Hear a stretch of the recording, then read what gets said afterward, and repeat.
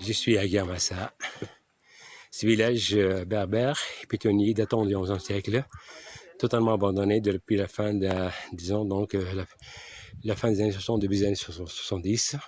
On voit la très belle mosquée, et juste derrière un piton avec justement des habitations excavées dans la part de la montagne. Alors, sainte demeurée en pierre et en gypse.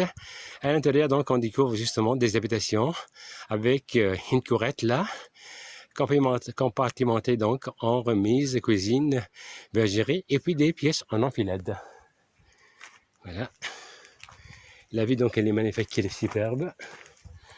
Voilà. On peut faire la photo, justement, d'un exemple typique d'habitation semi-troglodytique.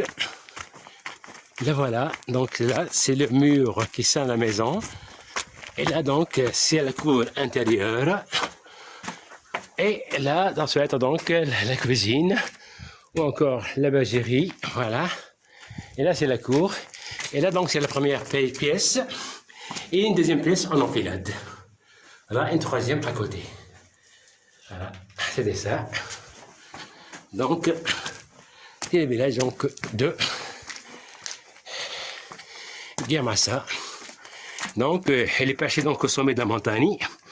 Et là, on a une très belle vue panoramique sur la plaine. Voilà. La mosquée aussi.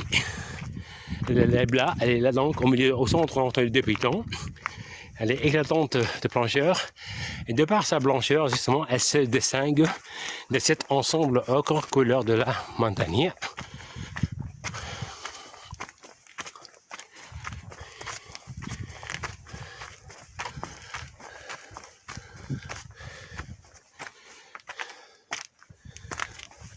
Encore les mêmes types d'habitations et de biens. Voilà, les mêmes types d'habitations.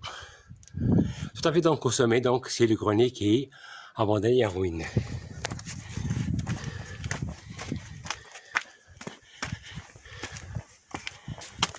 Voilà, le même style d'habitation.